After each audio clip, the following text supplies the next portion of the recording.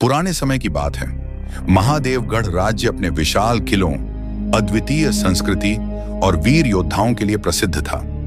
राज्य पर राजा वीरेंद्र प्रताप का शासन था, जो अपनी बुद्धिमत्ता और न्यायप्रियता के लिए जाने जाते थे। महादेवगढ़ के लोग राजा को अपना रक्षक मानते थे, लेकिन महल के भीतर एक रहस्य छिपा था, जो केवल राजा और उनके खास सेवकों को पता था। महल में एक गुप्त द्वार था, जिसे काल द्वार कहा जाता था। कहते हैं कि यह द्वार किसी दूसरी दुनिया में खुलता है, लेकिन उस पर हमेशा एक कड़ा पहरा रहता था। इस द्वार को खोलने की अनुमति किसी को नहीं थी। कहा जाता था कि इस द्वार के पीछे अपार धन दौलत, शक्तिशाली हथियार और अनगिनत रहस्यमयी शक्तियां छिपी हैं। साथ ही यह भी माना जाता था कि जो इस द्वार को बिना अनुमति के खोलेगा, उसकी मौत निश्चित है। गुप्त द्वार की रहस्यमयी कहानी राजा के पितामह ने एक बार कहा था, यह द्वार हमारी रक्षा का आधार है, इसे बिना समझदारी के खोलने की कोशिश मत करना, वरना पूरा राज्य विनाश के गर्त में चला जाएगा। राजा वीरेंद्र ने इस बात को गांठ बांध ली थी, लेकिन समय बीतने के साथ साथ यह रहस्य राज्य में चर्चा का विषय बन गया। लोग तरह तरह की कहानियां बनाने लगे। कुछ कहते कि यह द्वार जादुई शक्तियों से जुड़ा है, तो कुछ का मानना था कि यहाँ किसी राक्षस का निवास है। लेकिन सच्चाई क्या थी, ये कोई नहीं जानता था।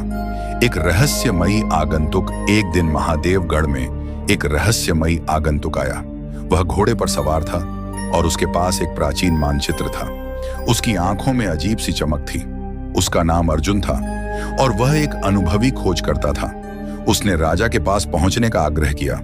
अर्जुन ने राजा से कहा, महाराज, मैं एक गुप्त खोज पर हूं। मैंने सुना है कि आपके महल में एक रहस्यमयी द्वार है। मुझे उस द्वार के बारे में सब पता है। अगर आपने मुझे उस द्वार तक पहुंचने दिया, तो मैं आपके राज्य के लिए एक बड़ा खतरा टाल सकता हूं। राजा पहले तो हिचकिचाए। उन्होंने अर्जुन को समझाया कि यह द्वार उनके पूर्वजों द्वारा सील किया गया था और इसे खोलना खतरनाक हो सकता है। लेकिन अर्जुन ने उन्हें यकीन दिलाया, महाराज, यह द्वार केवल एक रहस्य नहीं है, यह आपके राज्य की सुरक्षा से भी जुड़ा है। अगर यह समय पर नहीं खोला गया, तो महादेवगढ़ पर एक बड़ा संकट आ सकता है। गुप्त द्वार का रहस्य खुलता है। राजा ने अपनी मंत्रणा सभा को बुलाया और अर्जुन की बातों पर विचार किया। उन्होंने अर्जुन को महल के गुप्त द्वार तक जाने की अनुमति दी। अर्जुन ने बताया कि द्वार को खोलने के लिए एक प्राचीन ताबीज और एक विशेष मंत्र की आवश्यकता होगी, जो उसके पास है। द्वार के पास पहुंचते ही अर्जुन ने ध्यानपूर्वक अपने उपकरणों का उपयोग करना शुरू किया। उसने ताबीज को द्वार के केंद्र में लगाया और मंत्र पढ़ना शुरू किया।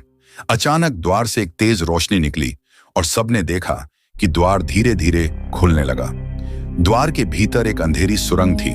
अर्जुन, राजा और उनके सैनिक सुरंग में प्रवेश कर गए। वहां अजीब आवाजें गूंज रही थीं। दीवारों पर प्राचीन शिलालेख थे, जिन्हें पढ़ने में अर्जुन को बहुत मेहनत करनी पड़ी। सुरंग के भीतर कई बाधाएं थीं, गिरते पत्थर, जहर से भरे तीर और एक विशाल जाल, जिसे पार करना आसान नहीं था। असली चुनौती सुरंग के अंत में एक विशाल कक्ष था।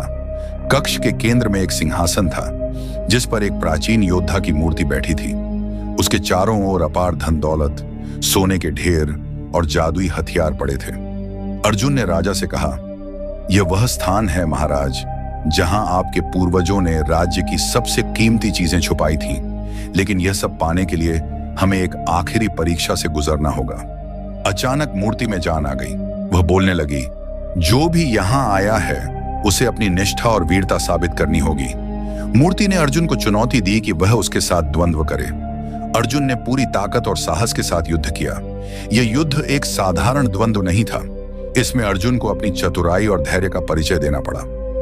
महादेवगढ़ की रक्षा अर्जुन ने मूर्ति को हराया और मूर्ति ने उसे आशीर्वाद दिया।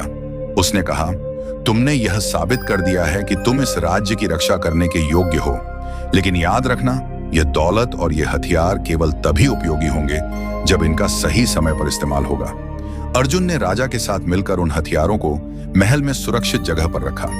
कुछ दिनों बाद, जैसा कि मूर्ति ने भविष्यवाणी की थी, महादेवगढ़ पर दुश्मनों का आक्रमण हुआ। लेकिन अर्जुन और राजा ने गुप्त हथियारों का उपयोग कर उस आक्रमण को विफल कर दिया। अंतिम मोड़ युद्ध के बाद अर्जुन ने राजा को बताया, महाराज, मेरा काम अब पूरा हो गया है। मैं केवल एक दूत था, जिसे आपके राज्य की रक्षा के लिए भेजा गया था। यह कहते ही अर्जुन ने एक आखिरी बार महादेवगढ़ की ओर देखा और गायब हो गया। राजा वीरेंद्र ने द्वार को फिर से सील कर दिया और आदेश दिया कि इसे कभी ना खोला जाए। महादेवगढ़ के लोग अर्जुन को आज भी याद करते हैं, जो उनके राज्य का रक्षक बनकर आया था। इस प्रकार महादेवगढ़ का गुप्त द्वार एक बार फिर रहस्य बन गया, लेकिन इस बार यह राज्य की सुरक्षा का प्रतीक बन गया